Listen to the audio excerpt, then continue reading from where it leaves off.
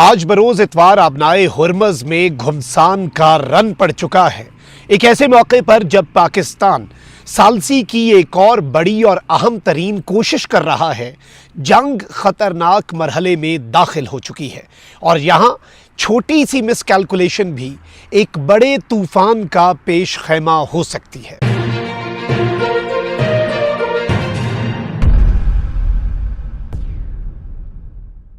बिस्मिल्लाहिर्रहमानिर्रहीम, अस्सलाम वालेकुम। मैं हूं मखदूम शहाबुद्दीन। 7 जून 2026 इतवार का दिन।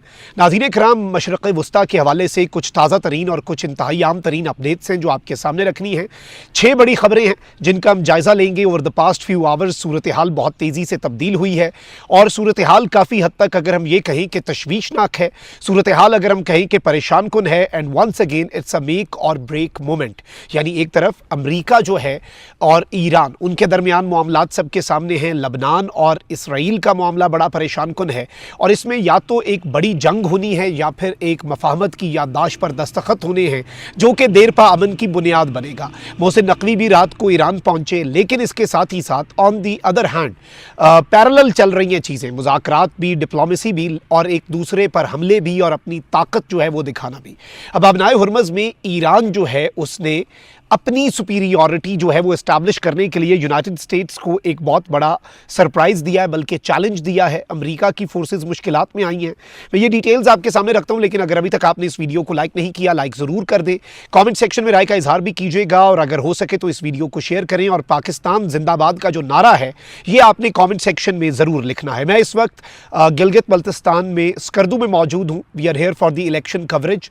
तो वो इलेक्शंस भी यहाँ पर चल रहे हैं, तो वो कुछ मसरूफियत है, लेकिन क्योंकि हम अपने YouTube के ऊपर जो नाजरीन हैं उन्हें मशरक़ वस्ता की डिटेल्स और डेवलपमेंट्स दे रहे हैं, तो मेरी कोशिश है कि इंटरनेट की कनेक्टिविटी के इश्यूज़ के बावजूद, क्योंकि यहाँ पे बहुत प्रॉब्लम्स हैं, मैं आप तक ताज़ा तरीन अपडेट्स और क्रेडिबल इंफॉर्मेशन जो है और एक ट्रू पिक्चर जो है मिडल ईस्ट के कॉन्फ्लिक्ट की वो आपके सामने रखूँ।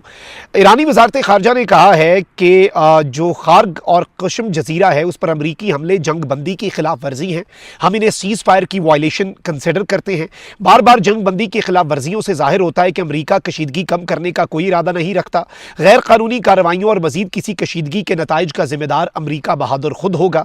ईरानी वजारत खारजा के मुताबिक अमरीकी हमले में रडार और साहिली निगरानी की तंसीब को निशाना बनाया गया, यानी ईरान जिस कुशम जजीरे से अबनाए हुर्मज़ को कंट्रोल करता है वहाँ पर ईरान के रडार सिस्टम्स को और साहिलों की निगरानी के लिए, समुद्रों की निगरानी के लिए जो ईरान का सिस्टम है उसे बहुत बुरे तरीके से हिट किया गया।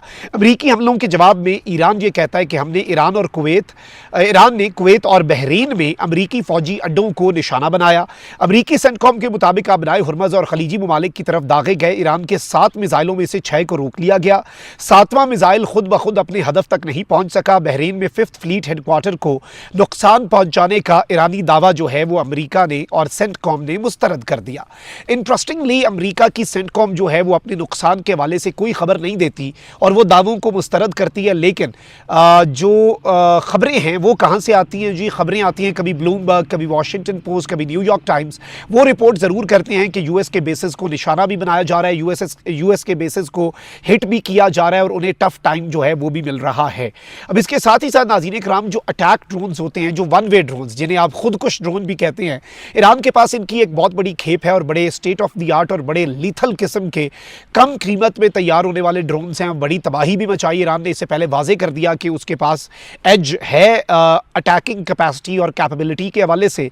तो अब यूएस की सेंटकॉम जो है उसने अनाउंस किया है कि हमने 4 ईरान के वन वे ड्रोन जो हैं, जो आबनाए हुर्मज़ की तरफ दागे गए ईरान की तरफ से, वो हमने तबाह कर दिए हैं, क्योंकि वो मैरी टाइम ट्रैफिक यानी समुंदर में जो ट्रैफिक है, जो बहरी जहाज़ हैं, उनकी सिक्योरिटी के लिए एक थ्रेट थे। और इस सब के अंदर ये कहते हैं कि हमने ईरान जो है, अमरीका ये कहता है कि भाई हमने ईरान के ये ड्रोन्स तबाह किए और उसके बाद हमने कोस्टल रडार साइट्स जो हैं ईरान का गुरक और कशम आइलैंड जो है उसके ऊपर हमने हमला किया ताकि इस तरह के मजीद अटैक्स ईरान ना कर सके। तो अमेरिका कह रहा है कि ये सेल्फ डिफेंस था, अमेरिका कह रहा है कि ये सीज फायर को प्रोटेक्ट करने के लिए था, लेकिन असल हकीकत क्या है ये सबको पता है। इसके साथ ही साथ ईरान की जो कौमी सलामती कमीशन है उसके तर्जुमान ने भी एक स्टेटमेंट दी है। ईरानी कौमी सलामती और फॉरेन पॉलिसी कमीशन के तर्जुमान इब्राहिम रजाई ने कहा है कि ईरान अब किसी शरारत या बेअमनी पर मजीद तहम्मुल का मुजाहरा नहीं करेगा। Enough is enough. ईरान का सबर अब जवाब दे चुका है। एक्स पर जारी बयान में इब्राहिम रजाई ने कहा कि हम खित्ते में ईरानी तवाजुन कायम करने के अमल में शामिल हैं और यहाँ पर बैलेंस ऑफ पावर जो है उसमें ईरान एक इंपॉर्टेंट रोल प्ले करेगा। ईरान अब किसी शरारत या बेअमनी पर मजीद तहम्मुल का मुजाहरा नहीं करेगा। इससे अमरीकियों को कुछ तकलीफ होगी, लेकिन बहुत जल्द अमरीकी जो हैं वो इसके आदी हो जाएंगे। ये कौन कह रहे हैं? ये ईरान के जो कमीशन है उसके सरबराह कह रहे हैं। उन्होंने कहा कि बैलेंस ऑफ पावर हम इस तरह ही एस्टैब्लिश करेंगे, this is the new normal, के यूएस के बेसिस भी हिट होंगे जहां से हम पर हमला होगा ताकि यहां पर अमन हो सके। तो ईरान कहता है कि हम यहां पर वो जो एक इक्विलिब्रियम ऑफ पावर है उसे बराबर रखेंगे। यूएस को शुरू में बहुत बुरा लगेगा, बहुत तकलीफ होगी, बहुत अजियत पहुंचेगी हमारी इस पॉलिसी से, लेकिन बहुत जल्द अमेरिका बहादुर जो है वो भी इसका आदी हो जाएगा। अब नाज़रीन इकराम, ईरान जो है उसने एक बहुत बड़ा क्लेम कर दिया है जी। ईरानी मीडिया ने दावा किया है कि ईरान के पासदाराने इनकलाब ने आबनाए हुर्मुज़ से एक अमरीकी कार्गो जहाज को कब्जे में ले लिया। याद रखिएगा, ये जो कार्गो जहाज होते हैं, कमर्शियल वेसल्स होती हैं, या फिर आप इन्हें कह सकते हैं ये जो ऑयल टैंकर्स होते हैं, ये मुख्तलिफ मुल्कों के ऑब्वियसली यहाँ से गुजरते हैं। अमरीका भी इससे पहले ईरान के 2 वेसल्स को कब्जे में ले चुका है। पाकिस्तान की सालसी से फिर ईरान के क्रू को बचाया गया। ईरान के वो वेसल्स इस वक्त हमारे गवादर पे पार्कड हैं, वहाँ पे उन्हें ठीक किया जा रहा है और ईरान के जो लोग हैं उन्हें ईरान के हवाले किया गया। सेफ एंड साउंड पाकिस्तान के एफर्ट्स की वजह से वाया लैंड बॉर्डर जो ईरान और पाकिस्तान का, उन्हें वहाँ पर पहुँचा दिया गया।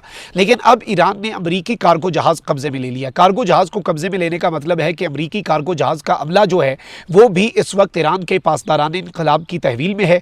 ईरानी खबर एजेंसी के मुताबिक अमरीकी कंपनी से मुंसलिक कार्गो जहाज़ को आबनाए हुर्मुज़ में ट्रांजिट कवानीन और ज़वाबित की खिलाफ वर्जी के इल्ज़ाम में रोका गया। ईरानी पासदाराने इनकलाब के मुताबिक अमरीकी फ़ौज की सरपरस्ती में 4 जहाज़ आबनाए हुर्मुज़ से गुजरने की कोशिश कर रहे थे। यानी यूनाइटेड स्टेट्स की आर्मी जो है, नेवी जो है, सेंटकॉम जो है, वो इन्हें एस्कॉर्ट कर रहा था, इधर से निकालने की कोशिश कर रहा था।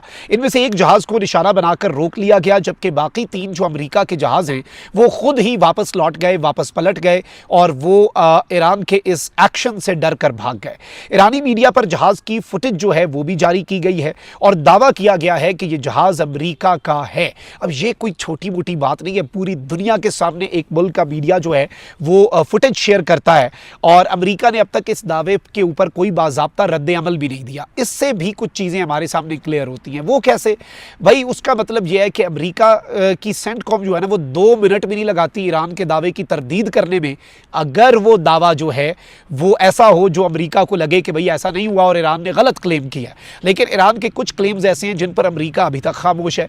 या तो आप वजाहत ना देते, फिर हम कहते हैं कि भाई कोई क्लेम सही होगा, कोई गलत होगा, लेकिन अमेरिका बहादुर जो है वो कुछ क्लेम्स के ऊपर खामोशी रखता है। कुछ क्लेम्स जो हैं ईरान के, उनके ऊपर वो बात करता है, उनकी तरदीद कर देता है और इस खामोशी की बाद में स्टोरी जो है वो अमेरिकी मीडिया पर छपती है कि अमेरिका के फलाने बेस पे फलाने ड्रोन को $30 मिलियन का ड्रोन उड़ा दिया ईरान ने, इतने फौजी जख्मी हो गए, इतना नुकसान हो गया। तो ये सारी चीज़ें भी चल रही हैं और ऑब्वियसली ये एक बहुत बड़ा चैलेंज है यूनाइटेड स्टेट्स के लिए और एक बहुत बड़ा धचका भी है ये अमेरिका को जो पहुंचा है in this latest and this massive development. ये डिटेल्स आपके सामने रखना बहुत ज़्यादा ज़रूरी थी। कमेंट सेक्शन में आपने राय का इजहार भी करना है।